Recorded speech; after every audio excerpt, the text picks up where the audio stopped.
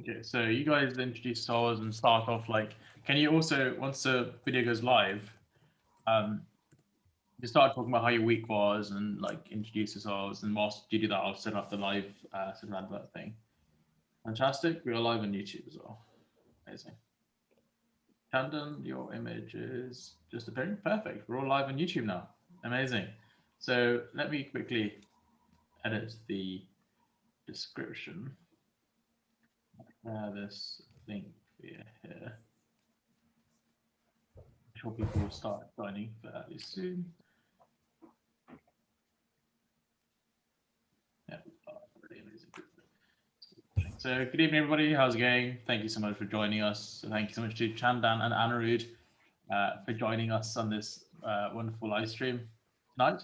Really glad to have everybody here. Today's going to be a really interactive session. We're going to answer lots of questions about med school, what it's like from social stuff to work to all the shenanigans we get up to. And you guys are more than welcome to ask us questions related to that. Please, my dear guests, Chandan and Anirudh, introduce yourselves to the channel. And yes, we'll get started that way.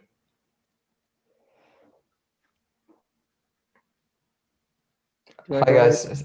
Yeah. I'm Anirudh, and I was here on the live stream last week, and I'm a first-year medical student at Cambridge. Yeah, and I'm Chandan. I was also on the live stream last week, and I'm a first-year medical student at Peterhouse, Cambridge. Amazing. So, guys, how has med school been so far? I guess the start of the year has been a bit choppy with coronavirus and all, but how have you been? How have you been finding it? I think it's been very fun. I think overall, I think is the best way to describe it. It's been not the usual, I guess, in terms of our experience. We're home now, doing second term from home, so it's not great, but I think overall it's still been really interesting. It's been a good experience so far, and we've got a lot of years left, so yeah, it's been fun. Yeah, Chandan, and how have you found it? Yeah. go for it, Shannon. No, Chandan, sorry, Anirudh, sorry. I was confused. Sorry, I'm half asleep today. Yes, Anirudh, please continue. Yeah, I'd say it's been quite fun as well. A completely different experience, and the opportunities we've had have still been really good. Like interacting with people, making new friends, and just finished our mocks this week, so I guess that's like a weight off our shoulders. But yeah, we've been doing this term online, which has been quite challenging. But yeah, fun nevertheless. I guess this year it's been a bit of a different experience for you, but to be fair, you wouldn't know any better given that you haven't experienced Cambridge in a different way, right? So I think given what you have had, it's been quite a fun experience. I guess they've managed to do some online socials throughout the term. Is that correct? Yeah, a lot of the societies have been doing it online, and during the start of our term, there were some last term. There were some events that were in person, but then there was another lockdown in place, and as more restrictions came, a lot of them had to go online. Yeah. Were you able to have like matriculation dinner and stuff? How did that go? Yeah, we had a matriculation dinner end of October.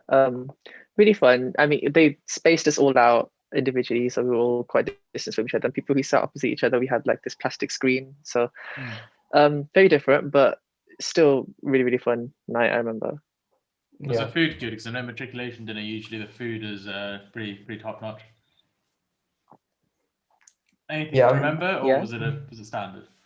It was a pretty fancy meal, I'd say. Yeah, I mean, it's not like a normal average meal that you just have every day. So, and like the service that you get with waiters and everything is, it's quite extraordinary. But yeah, it was really good. It's an interesting experience. I guess more of a once in a lifetime sort of experience, isn't it? Because I don't think in our lives in the future we'll be having 5-6 waiters running around in a big hall delivering food. So for those of you who don't know what matriculation is the procedure that makes you an official member of the university. And whatever course you do, whether it's a PhD or a master's or an undergrad course, you matriculate, and once you matriculate, they say you become a member of the colleges of Cambridge forever. So it's a big thing. You sign a book. Did you guys sign Peterhouse's book as well? Yeah. Yeah. Yep. So your name's in history now, and even like if you do a second postgraduate degree, you don't sign the book again. Because I tried to sign it again, and they told me to go away. Because once I finished my first few degrees, once I started doing medicine, they knew people they matriculated, and I was like, "Can I write it again?" They said no.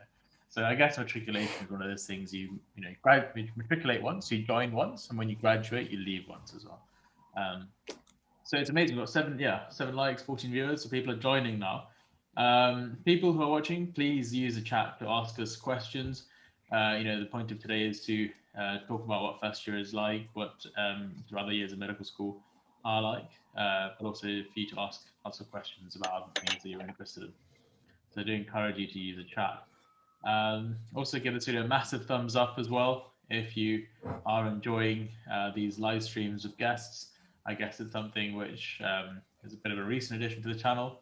I've been trying to revamp the live streams, given how a lot of you seem to enjoy them. So if you like them, we'll give you more of them. If you don't like them, we won't give you more of them. We might still give more, but not care about you, unfortunately. Anyway, so my week has been fairly good. I was applying to a few research projects, and that was quite nice. Some medtech projects that I've been interested in. So it's been fairly intense, especially given how COVID lockdown is still continuing. Quite a few fellow medics are beginning to get COVID and having to self-isolate. We've all got the vaccine, or nearly all of us have got the vaccine when we're in the clinical school, so that's quite fortunate. I guess that's one of the privileges you get as a medical student, right? Whenever there's like a bit of an emergency in town, you guys will be one of the first people to be called up. Have you had any clinical exposure so far, Chandan and Anirudh? Not really. We have prepared for patients, which is something that we have that we do, where we for each time we sit in for a couple of hours into a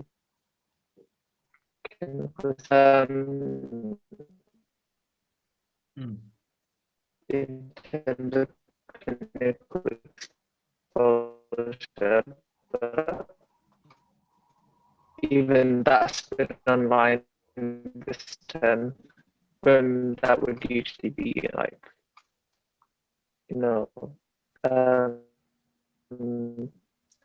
happening in person, but because of the situation, it's not. So I think Anirudh's cutting out a bit. Chandan, I think all of us cutting out. I think possibly if you try and close other browsers you have, Chandan, that might improve your connection, because I think your connection was good earlier. To try and minimize other internet traffic you have in your computer. It's always irritating. Whenever I upload YouTube videos, I have to. My face is frozen now as well. Let's restart my video.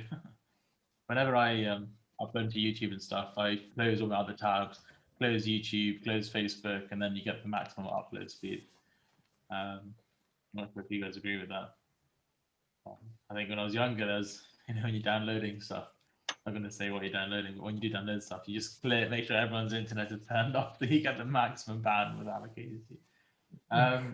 Good evening, everybody. Welcome. For those who are joining us now, the chat is fairly quiet, but as you always know, the chat, once a few people begin to liven the chat up, it starts flying into the sky. So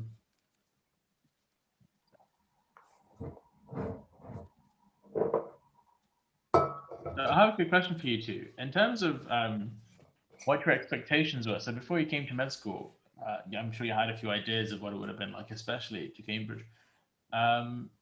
Sort of, how would you say your expectations were compared to the reality of it all?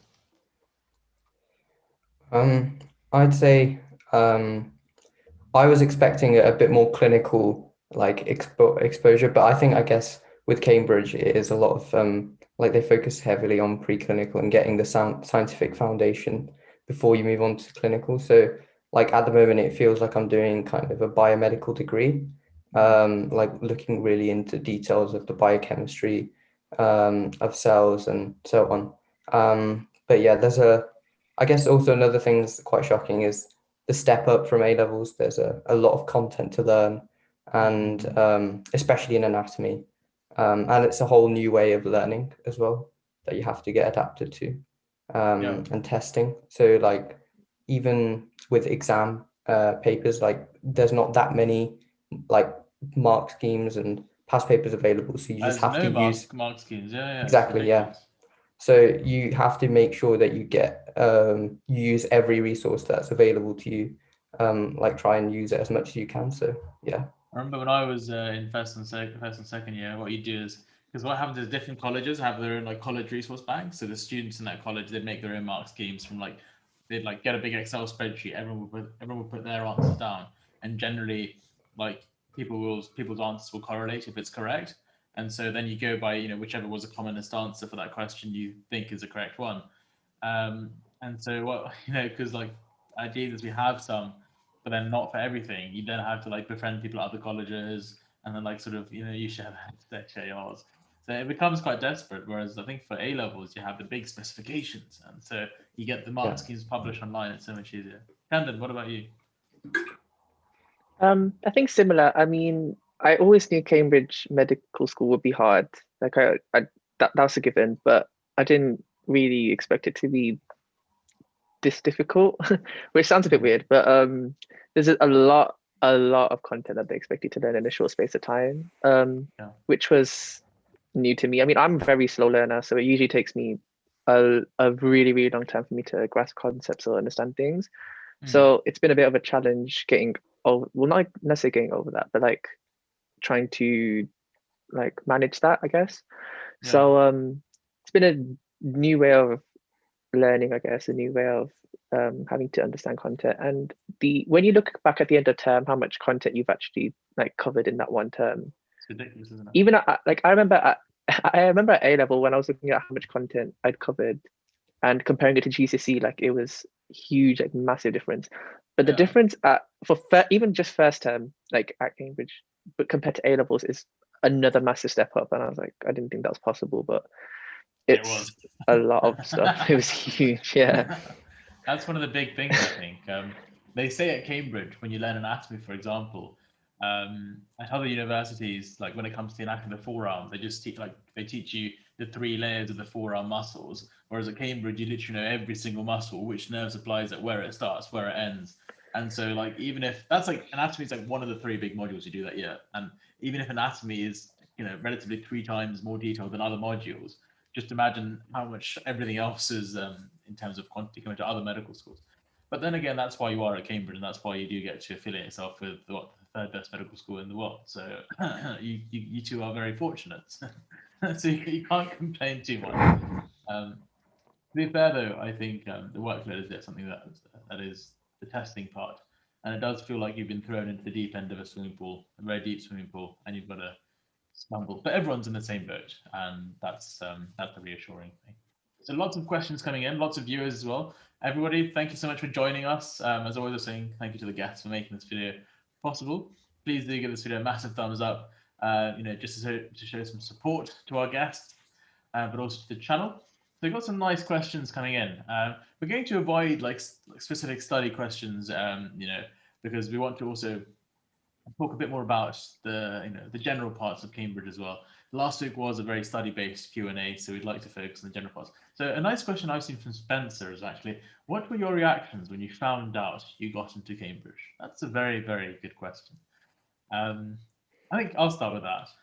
So I was at school, and when I was applying, I'm not sure if it's changed since then, you got one of 2 letters.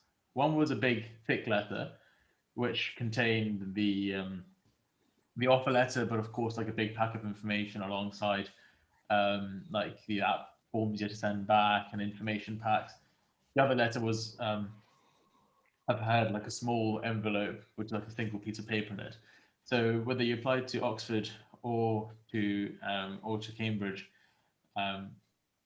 you get one of those. So yeah, Oxford or Cambridge, you get one of those 2 letters. And if you get the big thick letter, you know you've made it. So I remember receiving a phone call from my mum. I'd just finished form time, and we had like a 20-minute break. It was a really busy day, and I was really nervous. And I get a phone call from my mum, and she's like, "Oh yeah, you got a letter. It looks, it says Cambridge on the front." And I was like, "Is it like thick or heavy? Like, is it a big letter or a small letter?" And she's like, "Yeah, it's fairly substantial." And I'm like, this is like, I like screamed out and sort of in joy, and I was like jumping up and down, like, "Yeah, I did it." And it's more so just a feeling of personal satisfaction that the hard work I'd put in over a few months had paid off. But yeah, how did you guys? And then I went around, discussed with friends, and they were like, "Yeah, I got into, I didn't get in," and that was a nice discussion that day. Chandan and Anirudh, how did you react to it? So I'll go first. For me, well, Peterhouse sent out the offers quite later in the day, so it was in the afternoon, kind of 2, 3-ish. So when I went into school that morning, I think it was a Wednesday, and it was a half day, so I'd come back home after like 12:30ish. So I went in the morning and I was speaking to like a couple of other people, and they were saying, X and X got an offer and like they've heard back and stuff like that. And I was like, okay, preparing myself here. And we actually had a 2-hour chemistry practical to do that morning on aspirin, making aspirin. So yeah, actually had to pay attention and like do some work, which is quite stressful, isn't it? Yeah, it's very yeah. And I was just not in the mood to pay attention. So like every 10 minutes I'd be going to my phone and checking like if there's anything come through. And eventually after the practical finished, I went back home. It was like around 2-ish, and I didn't like ask my sister who was at home, and she was saying, I asked her, did you get anything? She said, no, there's nothing that, but there's no post. I didn't get any email. And but she did say, oh, there's a postman down the road. Like, I don't know, maybe he's doing some letters or something. And I was like, okay, maybe he might be not coming to our house then. And then as soon as I stepped in, it was like literally 2 minutes after I stepped in, I got an email with the Cambridge like response like for your offer, and then I opened it and it said, congratulations on your offer. And then probably 5 to 10 minutes after that, the postman came and put it through the door. So put the offer letter through the door. So yeah, it was I think, as you mentioned, the personal satisfaction you get, and to be recognized for your efforts by leaders in like medicine and people that are like really high ranked in their positions, like, and the opportunity to work under them and study under them and gain learn under them. I think that's a really invaluable opportunity, and it's kind of a testament to the work I put in over the years and months. Yeah, it's a special moment, isn't it? Chandan, what about you? What did you feel like when you found out you got in your head place? So for me, it's very different. I was actually rejected in January. So I got a rejection email, but I got it before school. Like I could come in late that day basically because I had a few frees in the morning. So I got my rejection email from Homerton College in about 10 a.m.-ish, roughly. I was actually really, this is going to sound really, really weird, but I was actually happy because in the email it said I got pulled, which that's what I wanted to fit, because after my interviews didn't go well, like I came out and like, okay, I'm not going, like it's fine. So I was like, I will be happy if I got pulled. That's what I wanted. So when I got pulled, I was like, fine, great. So when I went into school finally, and when I got into school, everyone, I was happy, I was normal, and everyone was like, did you get in then? I was like, no. And everyone was like, okay, why are you happy? But yeah, anyways, that was a bit awkward. But yeah. So then, but in the email, it said I was eligible for adjustment, right? So, and that is like, because I was rejected, and because I come from a widening participation background or whatever, they said if you get the grades on A-level results day, you can apply the adjustment and we will reconsider your application. At that point, I was kind of like, okay, fine. Like, it's not going to happen. It's very rare. I didn't know that was a thing. Yeah, I basically closed the book. I was like, okay, like this Cambridge adjustment medicine, no, it's not going to happen. Which I was fine with, to be fair. That the morning of, like, an hour before I got my rejection from Cambridge, I got an offer from Birmingham. So I was like, I'm fine. You Like, still sort of I've got into secure med that you can school. do medicine. Yeah. That's the big Yeah, thing. basically. That's the most important thing to remember, I think. The fact that you got into med school, and that's Yeah, so yeah, and a few weeks went by, I got another offer from Leicester, and I was like, okay, Leicester's my firm, Birmingham's my insurance. So I was very happy to go Leicester. I was comfortable, I was set basically to go Leicester. Then A-level results day came around and I did well basically. And I applied to on the online form on the Cambridge website, because the day before results day, they publish a list of the subjects that have spaces available. Because of the pandemic, I was like, there's not going to be any places like at all, basically. And there weren't that many courses available. I remember seeing the list and I was like, it's very small. And then I looked close and medicine was on there. So I was very excited about that. Next day I got my results. Then it was enough. So then I applied to the online form, and the next day, on the 14th, on the day after results day, they said, okay, we will give you a decision later on the evening. It could take up to like 9 or 10 p.m. I was like, okay, fine. So I waited the whole day feeling sick or whatever. And then 6 p.m. ish, 6:20, I got a call. It was a call. It wasn't an email. It was a call. That's serious. From Cambridge. But the guy's voice was so dry that I thought I got rejected. But I was like, why would they call me to reject me? That's just horrible. So then I was like, okay, confused. And then he's like, yeah, you got an offer, Peterhouse. I was like, okay, thank you. I couldn't. I tried. I was on the call. Yeah. Yeah. But I was on the call, so I was a bit like, okay, like I shouldn't be too. I should really tone it down, basically. So I was like, okay. I quickly got off the phone. He was trying to explain to me like the terms and conditions. I was like, I don't care. I need to tell people. Yeah, I don't care. Email. But yeah, so I was very happy. I ran downstairs.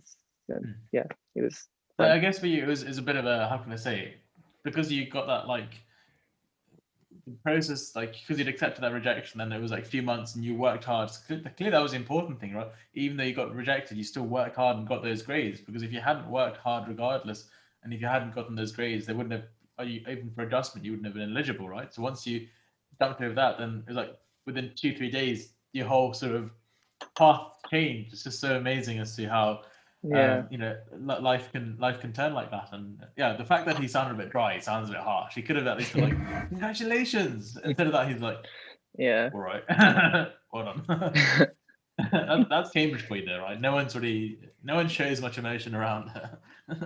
That's lovely. Yeah, I think that the worst bit about the offer letter is it's like, well done, you've got a place. Here are the fees, and you're like, oh no. Yeah. It's like stamped on the front of the letter. So anyway, next one. What is the worst part of Cambridge? That's a really good question, actually. Let's give ourselves like 10 seconds to think. What's the worst part of Cambridge? I think I'll start off. That could be. So Cambridge is both a blessing and a curse. In terms of one way, you are surrounded amongst some of the brightest individuals in the world. You are studying amongst your peers are clever, your supervisors, your academics are clever. And you've got to realize that for people who are working at this high standard, like it takes a certain amount of like mental resilience, a certain amount of, like power, like just raw power from the individuals. And so being in this sort of highly competitive and just fast moving and intense environment, I think can sometimes be quite a difficult place as well. And so I guess the difficult, or one of the worst things about Cambridge is how it's great when things are going well, but when things aren't the best, it's not the best place to be. So let's say like, in the holidays, if you decide to stay to work, you very quickly realize actually, the point of the holidays is that you get out of Cambridge, you escape the intense environment to go and relax with family. And so I'd say the worst part of Cambridge could be sometimes the extremes, like pressure you could be placed under, not by other people, just by yourself. And that's why it's really important that once you get here, you get yourself into a sport to help you like relieve your stress. You find a group of friends who help you relax. You have that sort of social support network alongside your extracurricular activities. Because if you don't do that, it's very easy just become not addicted to work, but just forced. You just force yourself to do work all the time. And I think Jesus, they're fantastic because they always encourage you to have a good work-life balance. They encourage you to be efficient. They encourage you to get your work done and get out the door and go for a run, go for a cycle, go play some sport. So Yeah, the worst thing, that's what I think the worst thing is, it can become quite high pressure, but equally this high pressure incubator is what leads, or is what, is a result of having some of the world's top academics all in one place. What do you guys think?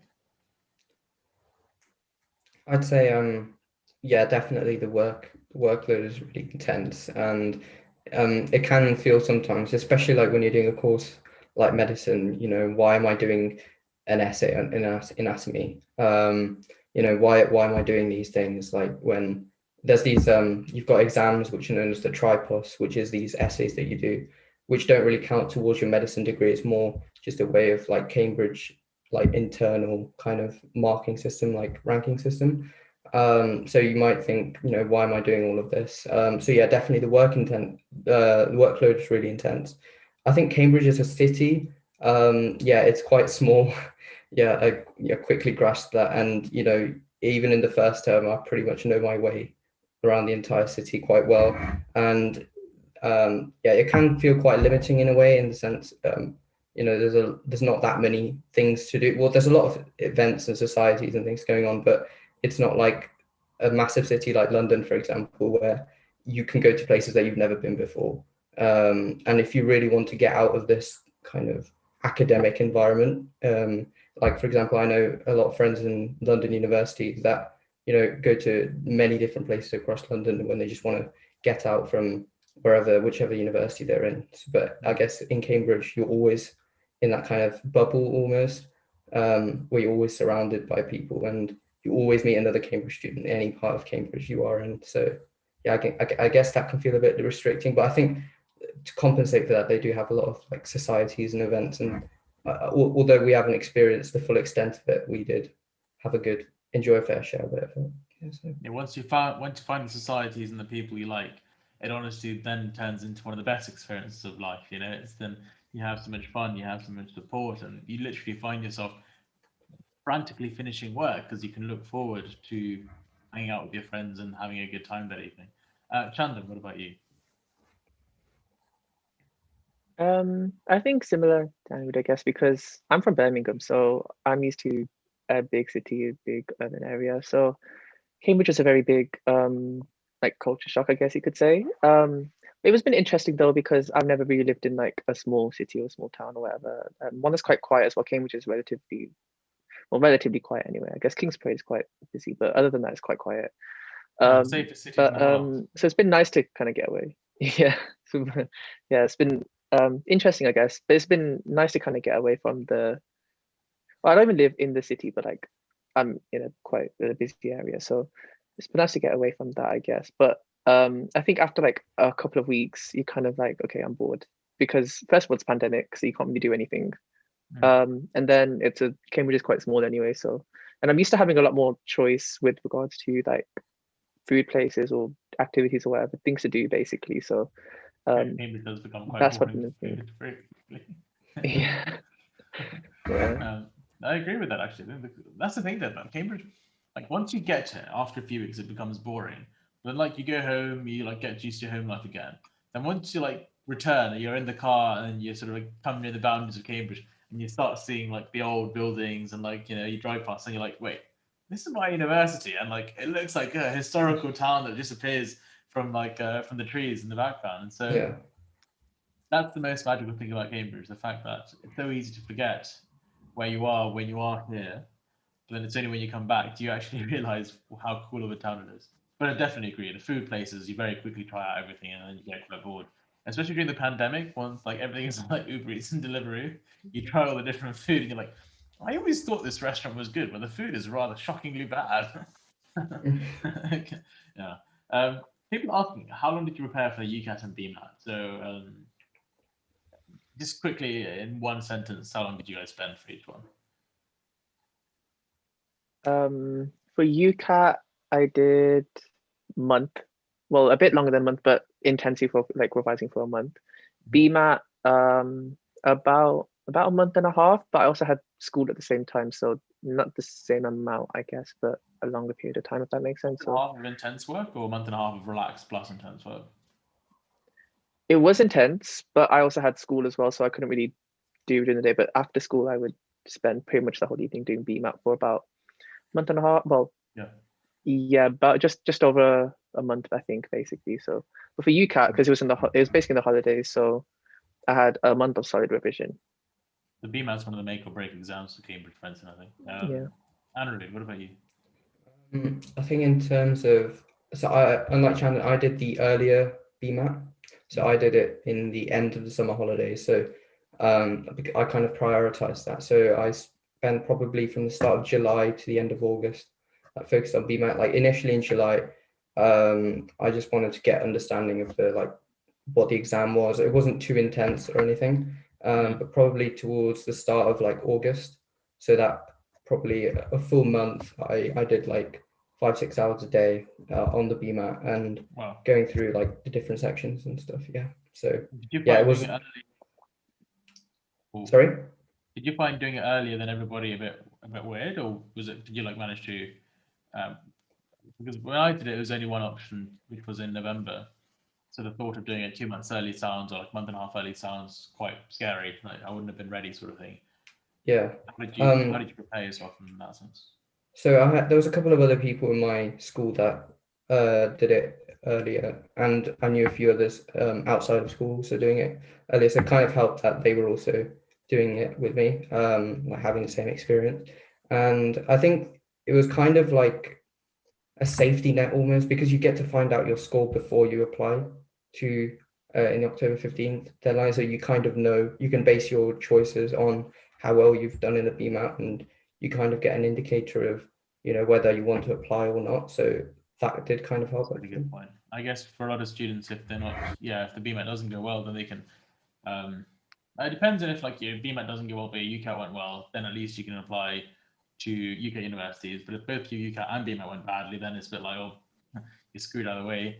But if you do well in your BMAT, you can confidently put an application towards the London and sort of Oxford and Cambridge. Because I think even for Oxford, like they literally rank you, shortlist you for interview using a BMAT and your GCSEs. So a bad BMAT is not just going to act in your against you, sort of. I think though, only Cambridge is the one out of Oxbridge. Cambridge is the only one that accepts the earlier BMAT. So Oxford, you still have to do that. No, they don't even accept it. So yeah, I was set on applying to Cambridge. Yeah, fair enough. I guess that's another important thing to remember when choosing which one to do. Good thing I didn't know that. So how would you describe the split between work experience, supercritical activities, and extracurricular activities in medicine personal statement? That's a really good question. I guess I'll start, given I've done got a bit of tutoring in that, and you guys can give your opinions on that. So work experience is like one of the big things about medicine. Work experience and volunteering is the keystone of a good medical application. You can be like number one in athletics in the UK. You can be, you can jump over the moon, and still, if you haven't tried to do any work experience or any volunteering, you will be punished for that with a lack of an offer. Because work experience shows universities that even if it's online, it shows universities that you've taken the initiative to see what a career in medicine is like. Because when medical schools take you in, they're taking a risk. Because if you drop out, not having realized what medicine is actually about, let's say you don't do enough work experience, and you realize after 2 years, medicine's not for you, and you drop out of medicine for a different course or just out of university, the university gets fined for you not completing a medical school place. So universities really want to make sure that they choose students who understand what it's like to be a doctor, who want to be a doctor, and who have actively shown this through work experience and volunteering. It's all about it's less talking and more walking. You've got to show them that you've done it, not just talk about what you would do. So work experience is the most important thing. I'd say, a solid big paragraph in that. Supercritical stuff, I'd say a less so, 5-6 lines. That's all stuff like reading you've done. Reading you can intersperse in your personal statement, but stuff like your anatomy club, your any science clubs you've been part of, any lectures you've been to, that sort of stuff is all supercurricular. But even then, that just shows a bit more interest into medicine beyond the clinical work you've done. That's still important. And extracurricular, I'd say, is the last thing. Extracurricular, they don't really care about what you've done. It's more so what skills you've gained from it. That's what they really care about. So highlighting how you've gained sort of teamwork skills, playing hockey, or how you've gained an understanding of prioritization and time management if you were competing for rowing or something and training 6 times a week, or playing football and having to train and study at the same time. They're looking for what skills you develop from that. That's the main thing. Guys, what do you think on this question? So just read the question: how would you describe the split between work experience, supercurricular, and extracurricular activities? That is the personal statement. So I think I don't know, it's a bit weird. So how did I do it? Work experience and volunteering were like the main ones, I think. But I did a bit more like supercurricular extra things that I'd done in like than I think most medical schools, like most medical students, like people who are applying, I think, because I was applying to Cambridge specifically, and I know that they like the more academic things that you do extra, that kind of like deepen your interest in medicine as an academic field as well. So I think for me, for Cambridge, because I knew I was applying to Cambridge, I think I did about half, maybe about, let's say about 40-45% of work experience volunteering, talking about what I learned from that. And let's say about 50%. Let's say about half was about that, and the other half was things that I had done like extra, which I still think which relate to medicine. So they're supercurricular. So things like summer schools that I've been on a few. Other things, what did I do? My EPQ, I mentioned that as well, which was related to medicine. So supercurricular, I guess. I didn't mention any books, but because I don't like reading, so no books or anything like that. But a few extra things that I'd done, and I was interested, and I mentioned a few fields of things I was interested in. So things like that. Extracurricular, I think it's only worth putting extracurricular in your personal statement if you can relate it to medicine, or like because otherwise there's no point in just saying you've done something that's completely irrelevant and not saying how it has helped you come to the decision that you want to do medicine. Just because like it's like it won't act against you. It just means that admission students, I don't think they really care, if I'm being honest. Because it doesn't help them decide why they should give you an interview or an offer or whatever. So I think it's only worth mentioning extracurriculars if you can kind of relate it to medicine, or like how you improved a skill or something like that, or a trait or something like that. Yeah, so for example, if you sit in the playground selling, like, I don't know, a Lucozade, buying it for 70p and selling it for £2, yes, you're an entrepreneur, but in a medical personal statement, that would be the most relevant of things. And I'm sure like many people have, like, they ask me, like, saying, I've done this extracurricular. I'm like, is it relevant to medicine? Like, not really. It's not worth putting in before you can think of something better to put in, right? Everything in the personal statement has to link back to medicine somehow. Good. That's amazing, Chandan. And you do have the reference as well, like a teacher reference, which you can put stuff in as well. So if there is anything that you can't really relate to medicine, or you don't have room in your personal statement or whatever, then give it to your teachers and ask them to put in your reference or something.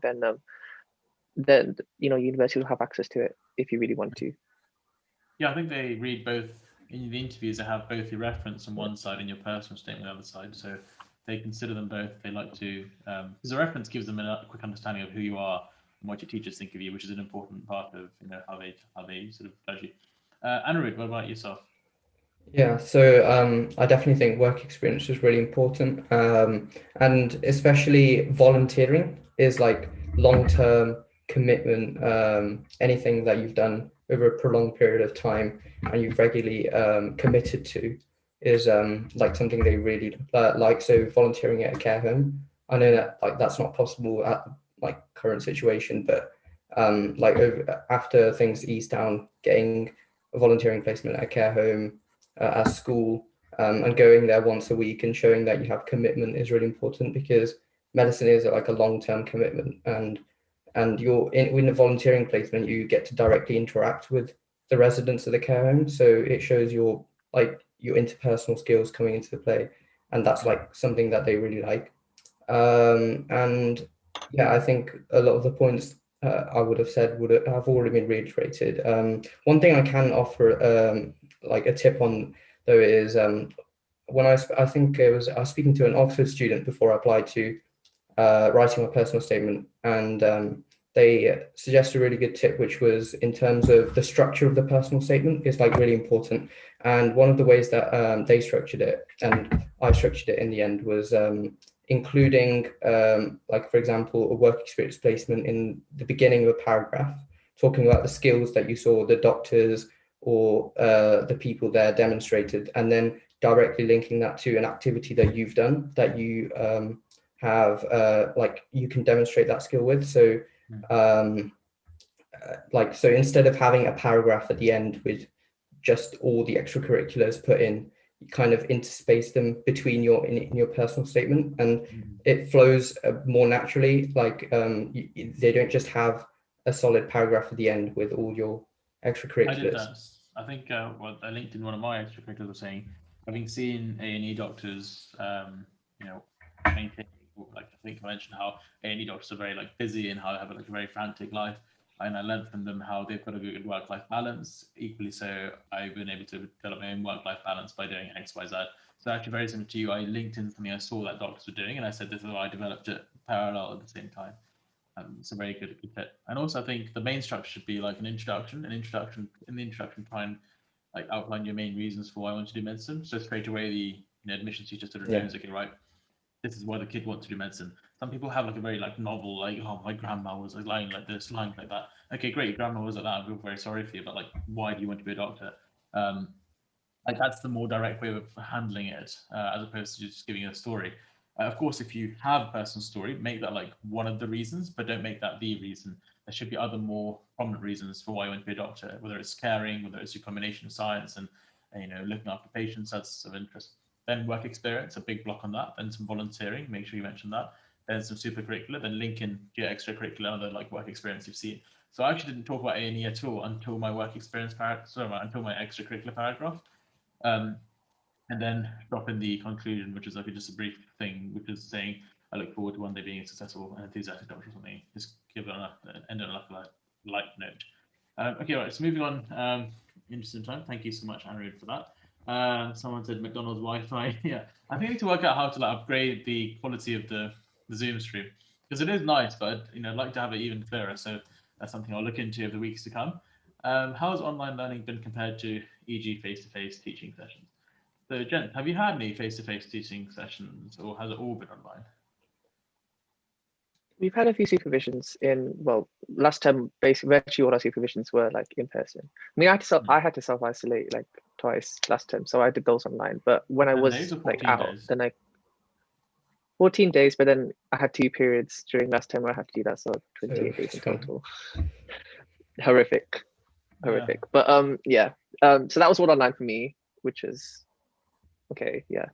And then the rest were like in person basically, but for everyone else. So yeah. How was the difference between the two?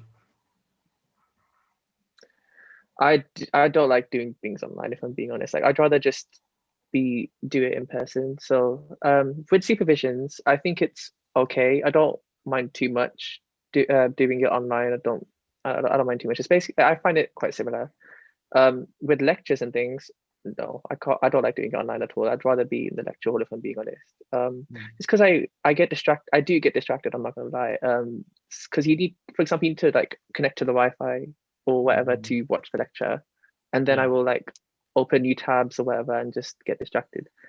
So in the lecture, you're gonna have the person behind you. You have a feeling they're gonna judge you for looking at whatever a Facebook even. So it sort of keeps the pressure on you not to procrastinate. Yeah. So that's not been.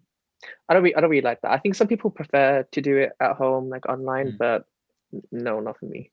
Yeah, I get distracted as well. I was speaking to a friend who's at Oxford, she's also saying, yeah, it's so easy to get distracted with online lectures. Anirudh, what about you? What do you prefer, online or in-person teaching? Oh, in-person teaching for sure as well. Yeah, I think you have to go to the lectures, and at that time, there's no pre-recorded lectures that you can just watch it and whenever you want. You have to be more like organized. It forces you to be more organized, which I think is a good thing. And yeah, but I think we have had supervisions in person which have been really good, like small group teaching sessions, and also we have anatomy dissection, which we had to go in person for. So I guess we've had a little bit, probably a little bit more than other unis, but yeah, nowhere near to the extent that I would have liked had the pandemic not been here. No, I guess it's unfortunate. I think we had a bit of, quite a lot of in-person teaching with social distancing and stuff. Even once you guys went online, because I guess for clinical medicine, you have to do things in person. It's not like you can't, you can learn how to take a blood test through Zoom, right? Put it into your computer screen and see what happens. So, yeah, I think we were lucky as clinical students that hopefully by the time you guys start next year, at least things will be in person. Because undergrad studies in person at Cambridge are so fun. You have to like force yourself to get up, go out of bed, get on your bike, and zip to the lecture halls in time for the lecture to start. So yeah, it's good fun. And sometimes a good time you can get a coffee as well. So the next question is sort of more about doing grad medicine. Is it financially worth it? So I actually think the way grad medicine works is you get some funding from the NHS after your second year or something. So you start off doing, you do your undergrad degree for which you get student finance, and then you pay for your first year of grad medicine, then the last years are paid for by the NHS bursary, as far as I understand. So second year onwards, you get finance. So it's not too expensive, but it is a good point studying for an extra 3-4 years. Um, is it worth it whilst your friends are earning money? Well, the question from me to you, my friend, is: are you doing medicine for your friends or for yourself? That's the question. And if you're doing it for yourself, then spending an extra 3-4 years studying is nothing. Whereas if you want to go and earn money, then of course you can start working and earn money. So an important thing you'll realize doing medicine is that very quickly your friends will go make more money than you, but then you're not doing this career just to make money. You're doing this because you actually value the rewards that medicine has to bring. Of course, you can do medicine and make lots of money later on, but that isn't always the main driving factor. And I've noticed amongst lots of medics how even the wealthiest ones, like the doctors earning £300,000 a year, they still love their patients. The patients are what make them come back to the job all the time. What do you guys think? If you're is medicine, should you, if your friends are making money, like having done different degrees, making more money than you whilst you're still paying to study, is that something that should put you off medicine, or does that highlight that medicine may not be for you? Well, I guess I think again it's really important what you expect from a profession and what you want out from it. So yeah, medicine is like kind of a slow burner in terms of like how much you're paid. So it takes a while for you to get you are quite highly paid. I think it is the highest paid profession on average in the country, but yeah, it's more you have to put in the grind, and it takes years and years to get to know how much your friends might be making in a younger age if they were doing investment banking or so on. So yeah, it's really what drives you to do it. And yeah, I think patients are like really key. And like a lot of doctors go and work for their patients and get real satisfaction from like the services they offer. So I think yeah, it's really on what you value, I think.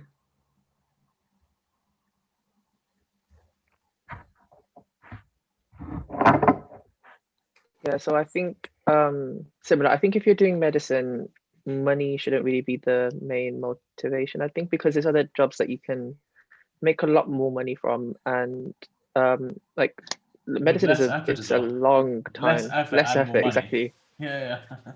Exactly. So it's if you really want to do medicine for the field, for the like for other reasons other than money, I think doing grad med is fine. Like if you put in that time because you really want to do it, then of course go for it. Money shouldn't be the main thing. If your friends are making money, then okay, good for them. Like you'll be like it's fine at the end of the day because you're choosing medicine as something for your career, for yourself, rather than That you for your like. bank account, I think. Yeah, because Yeah. even if you've got like 6 figures in your bank account, if you're doing a job that you don't enjoy, what's the point of it? As in, you're not going to be happy. As in, you know, materialistic things aren't as valuable as your own satisfaction, your sort of that fulfillment you get when you do something you really want to enjoy. So yeah, if you want to do grad med, then definitely do it. I think a big thing that I realized was that when it comes to um, careers like banking, you've always got like lots of pressures to deliver. Like if you're working for an investment bank, yeah, great. But then like number one, you're easily replaceable. Like there are so many grads from economics, mathematics that can just pick you off your podium and start making the money you're making. Number two, it's incredibly competitive all the time. You've always got to be watching your back. You've also got the client's expectations to like make them money. yeah, you're making money. Like they usually say, the most well-paid jobs are actually the hardest jobs because you've got to pay someone so much money for them to actually want to do that job. Do you know what I mean? As in, like an easy job that you know, an easy job doesn't pay well because anyone can do it. Whereas a hard job that's gonna, push you to the limit is reimbursed like that because it pushes you so much.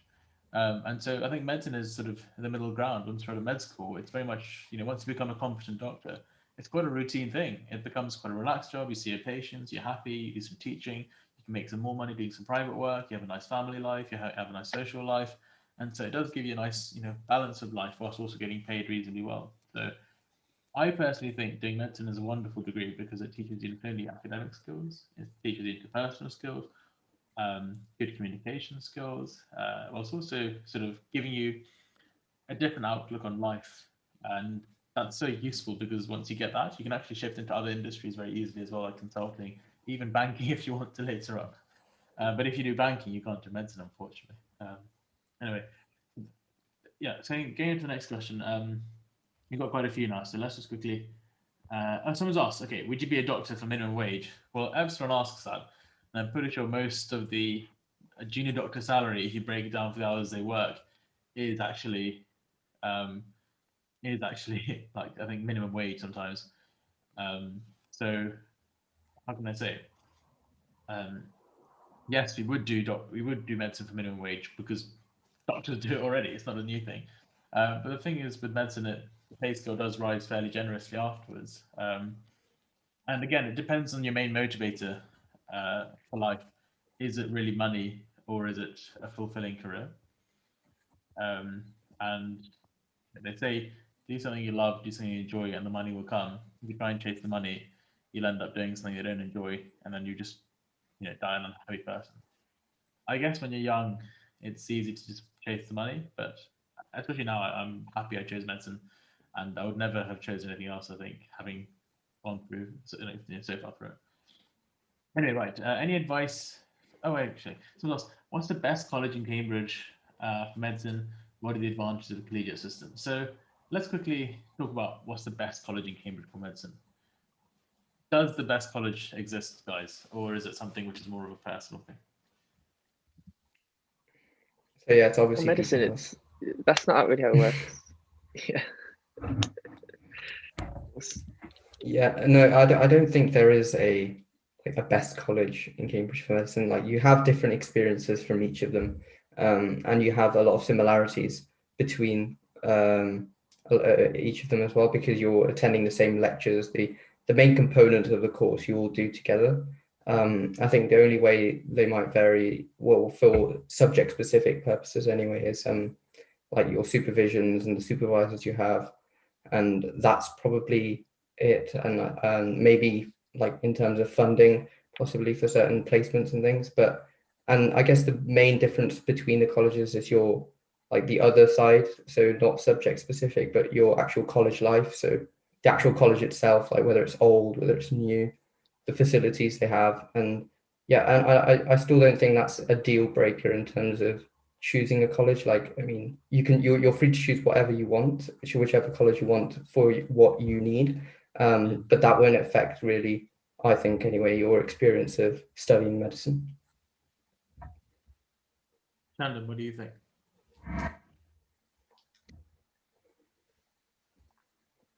Yeah, I think is the best for medicine. I mean, okay, it depends what you mean by best, I guess.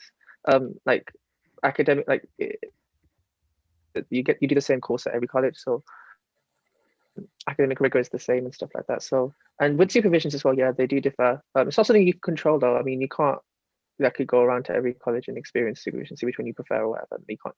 That's not how it works. So, it's just best to choose a college based on what you prefer. Like, do you want like location or the size of the college or like have you been there before, whatever stuff like that. So I think that is the most important thing when choosing a college, rather than is it like how is it for medicine or whatever. Because at the end of the day, it's about your college is about like it's there to kind of shape your experience overall, like away from the academic side, because you have the faculty to deal with with the degree itself. So Your college is usually there for like, I guess, mental health support, but then also your social side as well. So I think look at that, prioritize that over like medicine as a degree and how it's taught there and stuff, because it is pretty much virtually the same almost in every college. I guess there are two parts of it, the university side and the college side. It's definitely there is a there are different sides to two parts of the argument. The university is a centralized examination thing. They do the teaching, they do the majority of like the examinations and all. The collegiate system supplements your teaching. So your college organizes supervisions, like small group teaching, which is like tuition, which supports your like broader university curriculum. So college life is like home life, and then university life is like going to school. And so like some people get tuition at home, college gives you tuition, a few times a week. That you hobble along to. None of us wants to really go there, but you go there because you have to go there. Otherwise, like your mum gives you a smack. Colleges will be like, oh, you should be going there. And so, it's a nice way of learning the supervision system. Now, yes, different colleges do have different qualities of supervisors. I know like some colleges like Gonville and Keys, their supervisors are mostly like the academics and they're very, very intense. Whereas like I'm sure at Peterhouse, maybe you have some more med students supervising. At Jesus, I know a lot of the sort of clinical med students are supervisors. And what this allows you to do is you learn from your seniors. And because you're like older people have just been through the exams a couple of years ago, the way they explain things is so much more accessible and it's much more relevant. Of course, you also have some supervisors with like professional academics, and that's also really useful. But different colleges do supply things in a different manner, which can have difference. But one of the best things about the collegiate system, I think, is the fact that you actually don't spend time with medics. And this is one of the most unique things about Oxford and Cambridge. Like you will literally make mates, a lot of mates who are not medics, and this gives you such a different insight, whether you want it or not, into life. Because if you go to let's say like another medical school, like for example, I've had UCL, your whole squad's full of medics. You live with medics, your dorms are full of medics. You hardly meet students who are, or like you barely have time to hang out with kids who are not studying your subject. Whereas at Cambridge, like you're just forced to do it because they just put you all into one college campus site, and your dorms are full of like historians or geography students or mathematicians, computer scientists, or when you go to for lunch, you'll meet like a physicist, and you just get to know such a variety of people that you learn so much more than just the degree which you do at the university. So, the next thing is like how colleges do have different facilities. Like Peterhouse, you guys have a beautiful college, like some nice accommodations and lots of funding to do, research and all these links. And so does Jesus. Then equally, I've heard some other colleges are not as generous with those things. So, I'm not going to name out colleges who don't have that, but it's sad, but there is disparity in how the wealth of a college can differently subsidize people's education. And I've definitely heard of medics be quite frustrated with their colleges because they just haven't been as supportive with their welfare as, let's say, other colleges. But I'm really fortunate as far as Jesus goes. I can't complain at all as to the support, the funding they have, the opportunities they give, and just the community that is. Can you guys say the same about Peterhouse? Would you agree? Yeah, definitely. I definitely agree with that. They give a lot of support to all the students, and it's specifically for medicine. We're one of the smallest colleges anyway for all subjects, but also for medicine. So you kind of form a really tight knit community. There's only around 40 to 50 medics in all of the 6 years combined. So you get to know a lot of the up years as well, quite well, and you interact with a lot of people. So that's quite good as well, I think, from Peterhouse's perspective. But yeah, I think all the colleges do help out with their students, but I think there is, as Sam mentioned, a kind of disparity to an extent in like the support and services they do offer. And I guess that's the nature of it, right? Not all colleges are created equal, and that's just how Cambridge is formed. But the colleges, like, for example, Trinity, the richest college, they do address it. Trinity, for example, part of their like money they make, they actually give it out to other colleges who are less fortunate, which is pretty cool because then it's they're aiming to at least well they have and they do provide a decent level of education at all colleges. But then like for example, Dons have like a fund for the so rich where like if your laptop breaks, you can get a £500 contribution to a laptop, whereas actually that's unheard of. Or for example, I think at Peterhouse you've got like even for sport like okay, it's going to sound a bit funny here, but for polo, for example, like I've got friends at Peterhouse who've just been given like they get all their polo lessons paid for, And I'm like, what? I sent one email to Jesus. I was like, is there any funding for my sport? But like, unfortunately, unless you're a blue or half blue, which is like a high level of sport, you don't get any funding. So, different colleges have different pools of money and different support. And that's the beauty of Cambridge, I think. It's that sort of uniqueness of each college. And also, it's the affiliation you place with the college. Like you guys as Peterhouse students, I'm sure you have like an identity that you link to Peterhouse. You don't say you're a Cambridge student. You also mention, no, actually, at Peterhouse. People need to know about that. So yeah, you feel like you're part of the community, which is the biggest thing about it. Okay, right. Anyway, let's go. In the interview, big up Chandan from QM, my G. So Chandan's a famous person already. Yeah. Who is that? Wait, comment who it is. Like, I want to know who you are. It's Chat the UK. Do you know them? Chat the UK. Chat the UK. I don't know. In the interview process, does the way you think out loud and process logically outweigh your final answer? So, like in the interviews, is your sort of way of delivering the answer more important than the actual correctness of the answer? What do you guys think?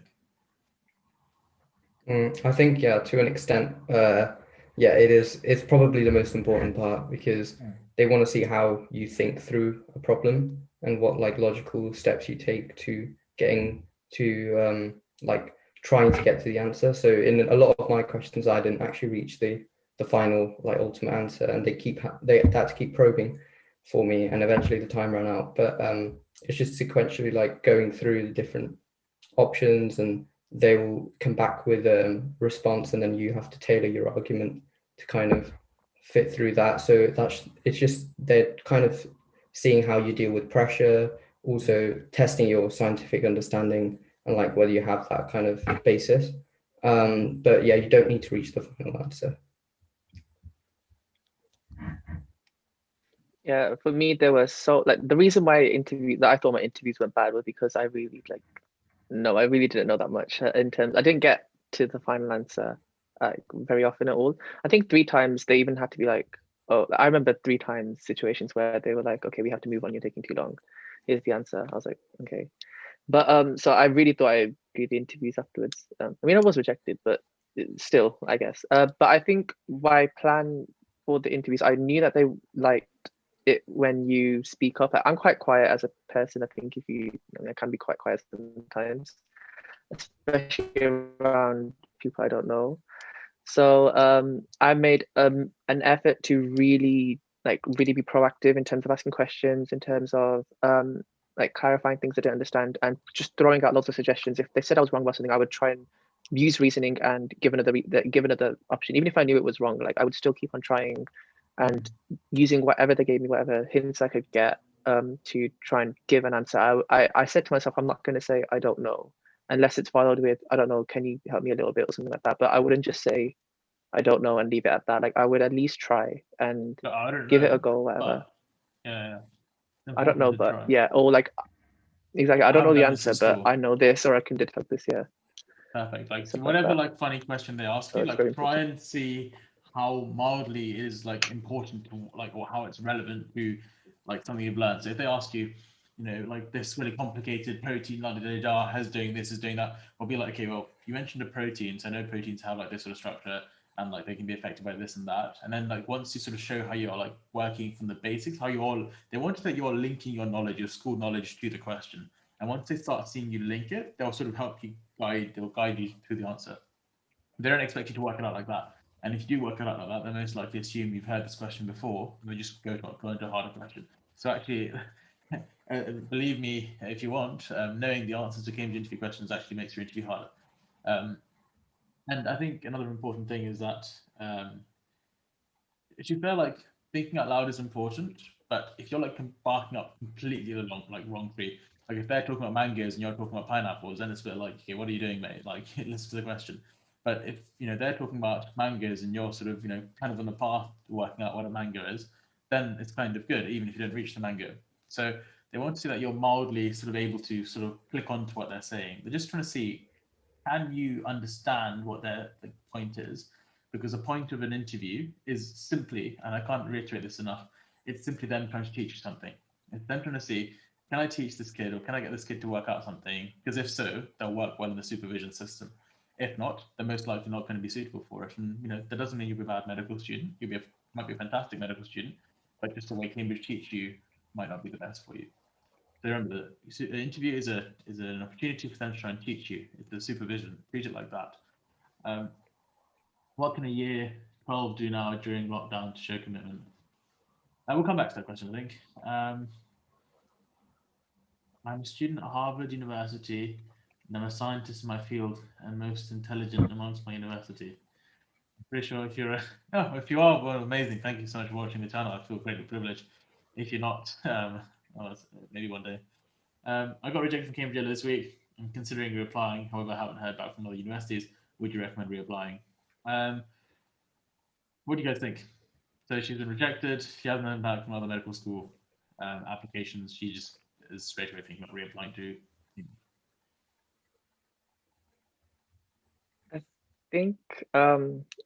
I think it is a personal thing. I personally would not reapply, if I'm being honest. If I do, but if I get offers, then I will take them, because at the end of the day, medicine is medicine, and and you choose medicine before you choose the university you do it at. Like, I really wanted to go to Cambridge, like I really did. So like when I got rejected, for example, I just accepted that it's fine, like it wasn't meant to be or whatever.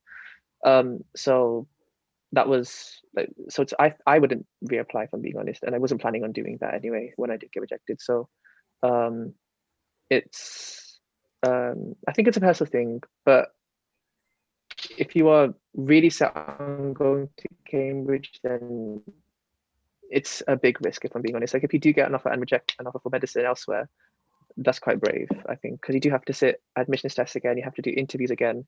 Yeah, so, and you could reject your offers and then not get their grades for Cambridge or something, and it's just the point. Yeah, I think if you don't do Cambridge, make sure you focus on other medical schools, right? Like, the point is you're applying to medicine, and if you think, like, even if you like completely want to go to Cambridge and they're like, oh my gosh, I want to go to Cambridge or Oxford, well, I'll tell you one important thing you should do, and that's get your A levels and make sure you get 4 A stars or a good IB score. Because if you don't even do that, if you don't even get 2 A stars, 2 A's, you can just forget about the Cambridge like chance, even in your gap year. So, and if you don't get into Cambridge the first time round, make sure you get your A levels sorted out, because if you don't sort those out, you've got no chance. Anyway, Anirudh, you can answer the next question. So I'm going to sort of move up. The next question is quite good.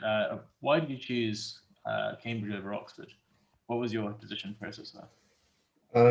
So as I indicated earlier, I think one of the reasons was BMAT. Like, I couldn't sit the earlier BMAT for Oxford, but that was like a minor reason. I think I chose Cambridge before that anyway. I think in terms of why I chose Cambridge over Oxford, I'd say a lot of things that appealed me to the course in particular. So in the third year, for example, like as Sen, you would know yourself, like you can integrate in a lot of things with the medical course, which you don't get the flexibility at Oxford. You have to do it within medicine, so you can't branch out into other fields. So I liked having that option open. And I think in Cambridge, they also offer a dissection, but in Oxford, they only offer prosection. So you don't get to experience cadavers. And generally the city itself, I visited Cambridge more than I did Oxford, and I just liked it more. It was a bit smaller, but yeah, it just stuck to me. So yeah. And Chandan, what about you? So I think I'd been to Cambridge in a few summer schools before, and I really, really liked it. I really loved Cambridge as a university, as well as the city. I mean, I thought it was really pretty at first, and then, as I said, pretty and stuff. But it had an impression on me. I think I'd never been to sort of city like Cambridge, so with old buildings all really grand, like all of that. So that was one reason. I hadn't really visited Oxford, and I think that Oxford is traditional for me as well. Like, you have to wear gowns to exams and stuff like that. No, I think I preferred Cambridge for that reason. Pencil case also, I think it was a little bit of Yeah, and I think the other thing was a little bit of I was a bit strategic as well, because I knew that Oxford looked at GCSEs really, really heavily, and they considered 8s and 9s the same, like A star basically, and the average Oxford student had like 10 A stars and like 93% A stars for somewhere. I was like, I'm nowhere near that. So Cambridge look at things more holistically. Yeah. They have an extenuating circumstances form which I needed, and they had higher weighting on BMAT, I think, than Oxford do. So which played to my strength a little bit as well. But I think even had not been the case, I preferred Cambridge as a university anyway. So I would have gone for it, but I think a lot will make the decision. when it came to my choice, I wasn't sure if it was Cambridge or Oxford until like year 12. But I remember Oxford vividly, and I visited there. Just seemed too city-like big double-decker buses flying through. And as someone who comes from London, from Birmingham, you see the same, like just big buses and everything's very like city-like. It's very metropolitan. And so Oxford seemed much more like built up and didn't like that. So when you say Oxford and Cambridge, you think of traditional, lots of pedestrianised zones, people walking, people cycling, not a bloody like glowing big bus to fly past you. And so that put me off Oxford fairly quickly. Whereas Cambridge, I think, since having been here, it's been so quaint and quiet and beautiful. It's like you don't see many buses going through the centre of town. I remember like visiting St John's College, and the biggest thing I remember is like the smell of like the old like the wooden buildings and the wooden the wooden paneling on the side of the rooms you go into, and you get it's just like it's an experience, right, going in there. And as someone who studies there now, well, it's a privilege to be here. And I think Cambridge really resonated with me because it's a small city, but equally it's a beautiful city. And Oxford is equally beautiful, but it just seems a bit too busy for my liking. And I actually did research in Oxford for 6 weeks over the Christmas vacation in third year, and yeah, it's huge. And to cycle from one part to the other side, it takes a good 20 minutes. And so I must say Oxford's a nice Oxford's nice probably as a postgraduate, but as an undergraduate, I think Cambridge is brilliant. But I haven't experienced Oxford as an undergraduate, so I may not know. I've got some friends who have, maybe I can get them onto the channel. Do you think you'll stay a doctor? Oh, is Anirudh Malu? I think you are Malu, aren't you, Anirudh? Tamil. Tamil, okay. Isn't like is Malu's different to Tamil, isn't there? Like, isn't Yeah, there I think. Tamil Malayalam? No, so I think Malu would be like if you're from Kerala, and Tamil, either like from Tamil Nadu. Tamil Nadu, in okay, India. fine. My geography is not good. I don't know how I did well in geography at school.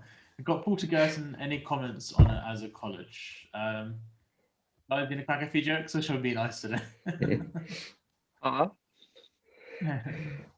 Yeah, I think it's summarized as not going to put you off it, but like we went to formal, which is like in the fancy dinners at Cambridge at Girton once, and we were in a taxi, and I was like 5 minutes into the taxi journey, I was like, oh, I can see some traffic lights. Maybe we turn right here.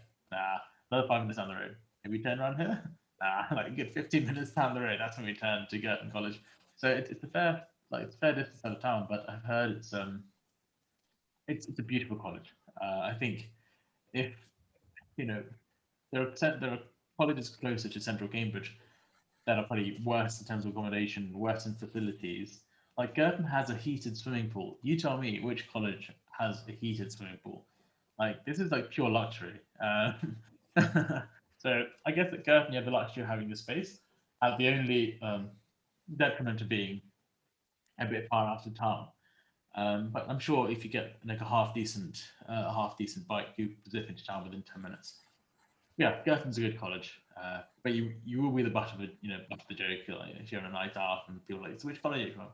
You're like Girton. I'm sure people are like, it's so far away. How you get back? So that's the sort of joke you hear for 6 years. But yeah, the accommodation's absolutely luxurious. Like Swells Court, I think I've visited there before.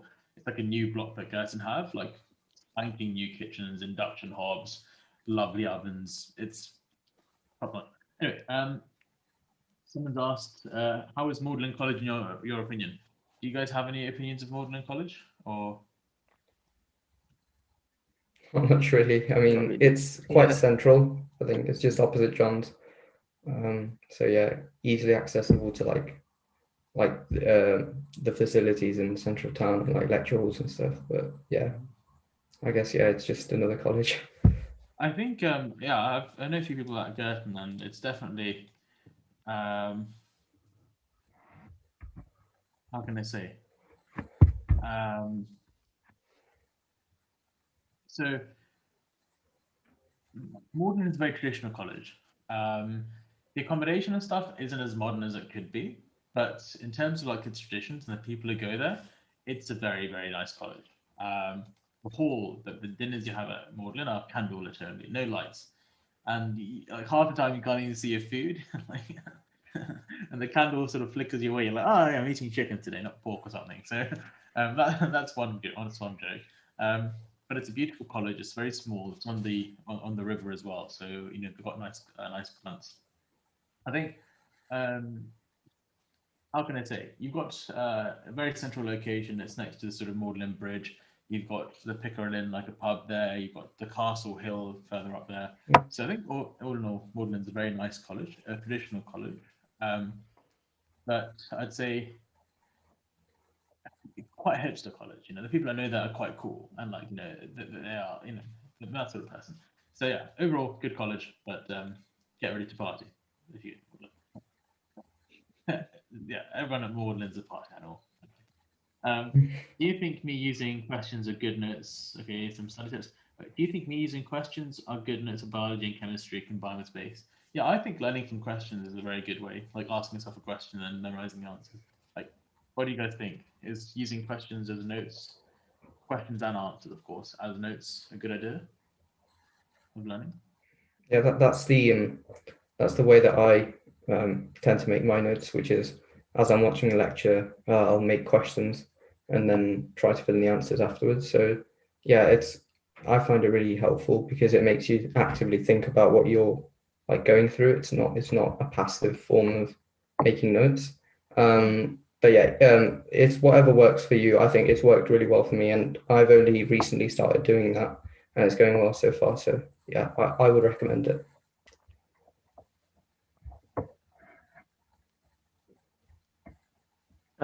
I agree. I think questions are really useful to use as notes. Yeah, I like to make actual notes first, and then I'll turn those into questions a bit later on, and maybe the Easter holidays or something like that, maybe.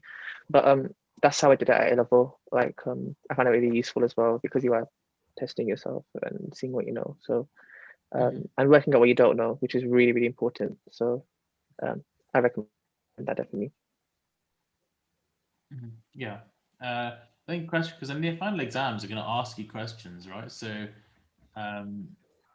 like, given that they ask you questions, if you learn using questions, it's a very effective way of studying.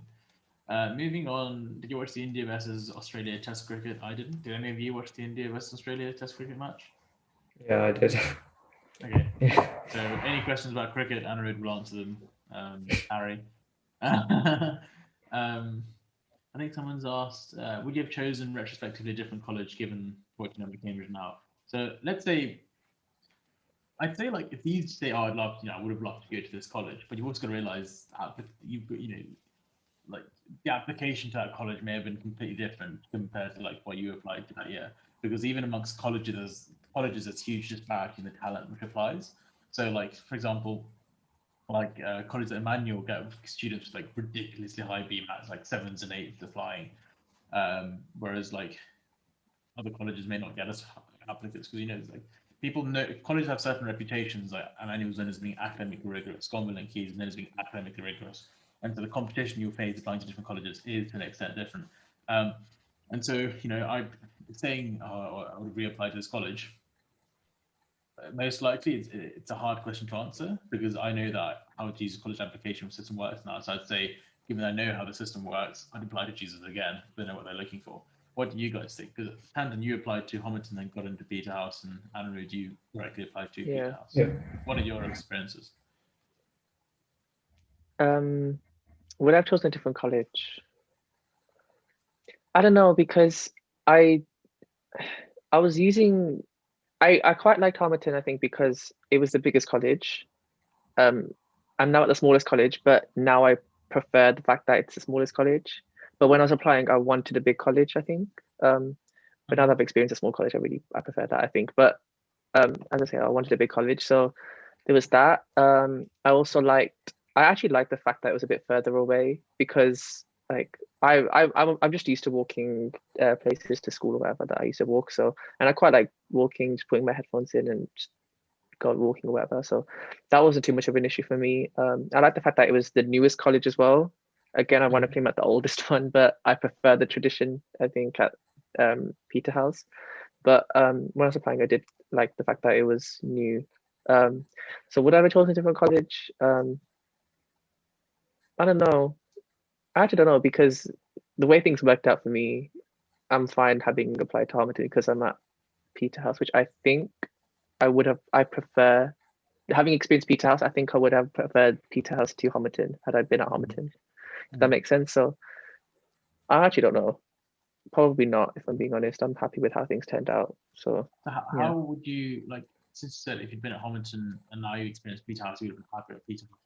What would you have wanted to have seen or experienced to help you work out before you even applied which college you would have preferred? Like, do you know what I mean? The question, right? Because like clearly now you worked out how Peterhouse would have been better than Hamilton. Now you're in. But before you applied, how can we help maybe students make up their mind and understand what they're getting themselves into? So a lot of it was research, if I'm being honest.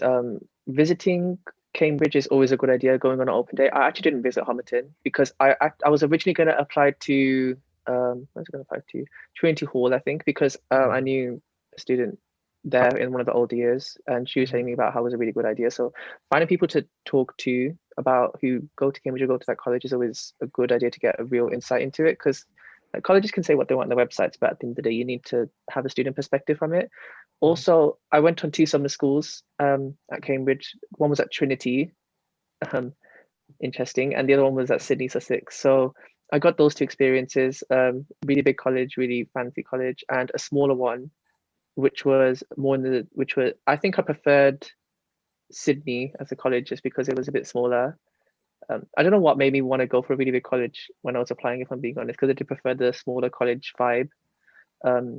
But yeah, so visiting colleges is always, I think, the best way to do it, and seeing if you can find people who go to colleges, certain colleges or whatever. So like I went on Student Room. I don't know if I could recommend this, but going on Student Room and seeing who got into different colleges and messaging them to see if they would give me advice about what that college is like. That's something I did. But, so like working with you guys and maybe working with other Cambridge medical students, what do you think we could do to help? Do you think that could be quite an effective way, maybe? Because I know like 2-3 years ago, I had a big plan where I was going to like students from different colleges and have like MTV cribs, but like have it with different colleges to give people like just a variety of things, and the sheer amount of work it took, but also like the gear required. Like when I was in second year, I couldn't afford things like, I'll show you, like this gimbal. Oops, like this gimbal thing, which like smooths out shots. Like this is like an expensive bit of gear, and like now I've got this, I can easily film colleges very nicely. But before I had it, I couldn't film. So like, because I didn't have that as a second year student, being on a tight budget, I couldn't make those videos. Which I think like an MTV crib sort of thing could be quite cool to show the different colleges, to like have, let's say, Chandan and Anirudh, like, hey guys, welcome. This is Peterhouse, doing a tour of Peterhouse, showing the building, showing the hall. Would that have helped? Yeah, I think that would be a really good idea because, I think seeing the perspective of the college from the student's perspective, I think, is really important. So like them showing you around would be like a really good idea. And having like a video where you go to like a lot of the colleges and showing the inside and how it is and speaking to a few of the students would be really helpful, I think. Yeah. Anyway, Anirudh, well, like if you could apply to a different college, where would you apply, or would you stick with Peterhouse? Are you happy? No, I'd stick with Peterhouse. I think my experience of it, like so far, has been really good, and I really like how like it's quite a small college. I wanted that in the first place, like quite a small college, so that because I heard from a lot of the students that in smaller colleges you just get to know everyone much better. I mean, there's pros and cons to like a smaller college and a larger college, but generally the pros of being in smaller college and like getting to know everyone is like, it's been really good so far. So yeah, I'd stick with PTAF. I think that's a good answer. Stick with what you know, and that's always a good way to work out things. Any advice for first year med students? Chaps, advice? Have a good balance. Have a balance, I think, is the best bit of advice I'd give. Make sure that you don't spend too much time studying or too much time socializing, clearly. Yeah, but I think having a balance and finding a balance is important. But I think with first term at university, for us anyway, like I definitely lean more towards the socializing side, but I don't think that's necessarily a bad thing, because even as med students, like you have certain responsibility. Like our DOS had a meeting with us, our director of studies, at the start. Was like, you're medical students, like you need to be a bit more careful about how you behave and stuff. But at the end of the day, you are university students, so do socialize. I think first term, especially, like I think you can afford to do a bit more socializing and then try and catch up afterwards. Maybe that's what I'm doing anyway, and I don't regret like not spending all day in my room studying, for example, because you get to meet people and get to know people really quickly. So I think if when I go back now, I've done a lot of the socializing I wanted to, so I'll be able to like just study whatever a lot more and focus on exams and stuff. But finding a balance is really important, I think, overall, and it's important for your mental health. It's also important to make sure you're on top of things and you like socialize to a good extent. Anirudh? I'd say making the most of like the opportunities that you have. So like don't be shy to like turn away from an opportunity and like trying to experience an opportunity. So going to an opportunity and like making the most of what's presented to you, because there are so many opportunities. Like the step up from being an A-level student to being a university student, you're already given a lot more responsibilities, but you're also open to do a lot more things, and there's a lot more societies and events and things to get engaged with. And I'd say don't be shy in actually making an opportunity for yourself. So if you're really interested in research, for example, there's nothing wrong with contacting a professor or a lecturer that you're really interested in their work with, and then making a connection through that, and then seeing if that progresses somewhere. So I think making the most of opportunities that you have and trying to make more opportunities is what I'd say anyway in the first year. Yeah, I agree. I think first year it's all about getting up to speed for work, but also understanding. Like, to be fair, when I was in first year, my life was very much like medicine, rowing.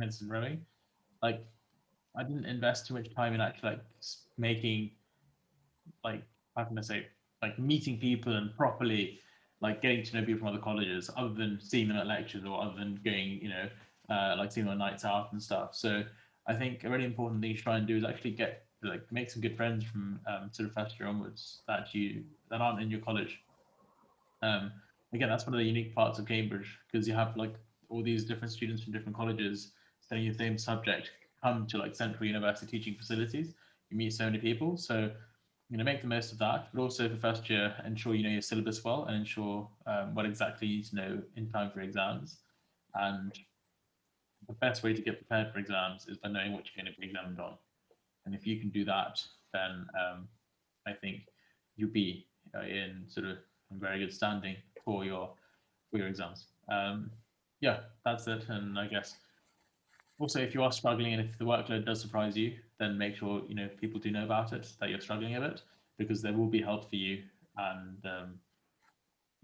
your medical school, I can't speak for other medical schools, but Cambridge will want you to succeed. And before things go downhill, if you do call for help, they'll give you more than enough help, like more supervisions. Like when I was in engineering, for example, I was struggling on certain modules, and my director of studies like, "Yo, Sen, like, you realize if you want more supervisions, you can have more supervisions." And he happily organized me like 3 or 4 one-to-one supervisions with engineering people, professors too, and like PhD students to teach me certain modules. And I was like, wow, it's like one-to-one tuition, except the college is organizing it for me. So if you need help, you can't get help, and they want you to do well. That's the ultimate thing. What do you guys want to specialize in later on? So guys, the final question for the evening: what do you guys want to specialize in? So I'll start off so you guys can think. As many people know, I'm following a sort of a career in orthopedics and trauma.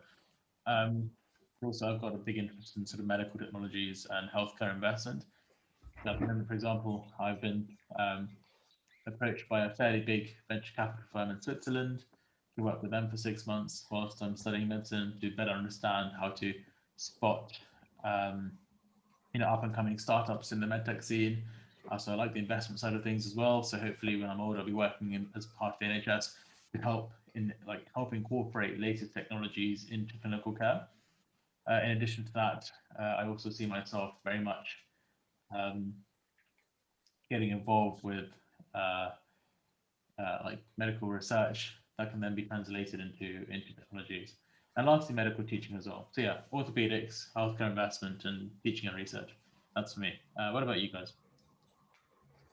I think for me, I'm a bit earlier on than Sen in my medical career, but I'd say something surgical related is something I really want to pursue. We've been doing cardiology. We just finished cardiology anyway, and that's been really interesting. So some kind of cardiovascular surgery. I don't know. I'm just thinking here, but that's something I'm really interested in. Possibly, I need probably more clinical exposure to the field and understanding of the field. But that and I think alongside that, I'd want to do teaching as well, and sharing the knowledge and doing a bit of research alongside, because I think one of the main reasons I applied to Cambridge was to use that platform to get research opportunities. So a combination of all those things is something I'm looking forward to. Chandan? So when I was applying, I really wanted to do neurology, so the brain neurosurgeon, neurosurgery or something. But since I've come here, I kind of deviated a bit away from that, and I'm a lot more open-minded, I think, because I have found other things more interesting, really interesting as well. Other things I'm interested in, like tropical medicine, I really, really love, and that's really fascinating, I think, for me. I still do like neurology, and I think and next year in second year we do a lot more neuro and stuff like that. So I'll see then. But I'm not too sure. I'm keeping an open mind with regards to specializing, but we do have a lot of time left of our degree, so it's not like we have to decide right away. But I think something I definitely want to participate in is research. I definitely want to do research as well when I'm older. Teaching, but whether it's surgery or not, I'm not too sure. I did want to do surgery before, but I'm not sure if I could. I'm not sure actually. I don't know, but I've got time to decide. So I think keeping open mind. For me, since you mentioned you're quite young and you don't have the clearest ideas, I think for me, the time when I chose the route I've taken is actually during my intercalation. So when I sort of went for engineering, I think I missed the deadline by 2-3 days, and I had to frantically put together my application for it. But then when that engineering intercalation worked out, because I was considering an intercalation pharmacology, that's what I'd chosen. And so when I realized engineering could work and that just fell in place, automatically things just started rolling very quickly into the medtech world. Until then, in first and second year, I think I was like a bit of an aimless puppy. I was woof woof, I like this, I like that. Oh, it's all really nice, it's really cute. Excited about everything in medicine related, but with no clear idea as to where I wanted to go. And so, as soon as I did engineering, that just all clicked. Down the medtech path. Medtech then evolved into sort of medical innovation, devices, regulation, and then from that developed into, since then at the same time, investment stuff and investment banking, venture capital, private equity. Those are interesting. But to be fair, when I was in first and second year, I was already going to career events for engineers and scientists, and I was speaking to investment banks, and I was actually quite interested. So I know it was a nice career to be in. I was asking these investment bank companies, I was so we went into these career events pretending we were engineers, because they give out loads of freebies. So we're at the door, they're so what do you study? We're engineering. Which college? Jesus. They're if you come in. And then once we went there, we were asking the people who are advertising these companies. So my friend is a medic. No, I was asking. My friend is a medic. He's really interested in this career. What would would he be of suitable nature? And then they were like, well, medics they are like very multifaceted. They can work hard. They've got excellent clinical skills. However, what they lack is that sort of raw number crunching ability. Um, and so that's when I realized if I wanted to ever go into a career like investment banking or venture capital or something to do with like technology and like inventing technology, to be at the forefront of that, you really need to have this like mathematical background. And yeah, that sort of shocked me because everyone always said in first year and second year, oh, with medicine, you can easily go into banking or easily go into medtech. But it really highlighted how the intercalation that you do at Cambridge is critical in helping you work out what you want to do, kind of. And that's why it's important to take a subject that's beyond just the standard of pathology or neuroscience, pharmacology, because that's when you really learn. Like they say, it's at the fringes of two. It's at the fringes of fields where innovation happens. It's where you're in like a grey zone. That's where things come out of. And I've got lots of friends who were very comfortable and did like a normal intercalation, but then in hindsight, they're like, I wish I'd done engineering. I wish I'd done physics instead. Yeah, that's an interesting one. But yeah, good to speak to you guys today. I know we've had a fairly long chat today. Thank you so much for everybody who's joined going for the live stream. Please give this video a massive thumbs up if you have enjoyed it. Please also go and follow Chandan at Chandan2nd17, Kath at Sen_Kath, and Anirudh K14 on Instagram. It'd be lovely to sort of to speak to you guys more on there. And I think someone asked earlier about the adjustment route. So I'm sure Chandan will be open to having another, like we could record a video sometime, Chandan, explaining the adjustment route, because clearly it made the world of a difference to you and your, you know a lot about it having been through it. So if anyone is the expert, you're the expert on that amongst us all. And you guys are always, always welcome on the channel to talk about other things. And maybe in a few years' time, once you guys are like third or fourth years, you might be on the channel again, and then we can look back and have like a bit of a reaction video as to what we were like earlier on. But yeah, thank you so much, Chance, for joining me today. And thank you to all the audience who are watching. I know there have been like a good bunch of people who've watched this whole live stream, so I'm really grateful for that as well. As always, thank you so much for watching, guys. Guys, we'd like to say thank you and your goodbyes. Thank you so much, guys. Thanks everyone watching. Oh wait, someone's got one question. Someone said, should I shave my moustache before my interview? What do we do? What do you guys think? I'd probably shave my moustache. Same. Yeah, definitely. I'd shave it as well. You can grow it out like a proper like old school moustache after the interview, but just for the interview, look clean and professional. All right, guys. Thank you so much once again. Funny question to end. See you soon. Thank you. That's the live stream ended. Done. Good work, guys. Fantastic.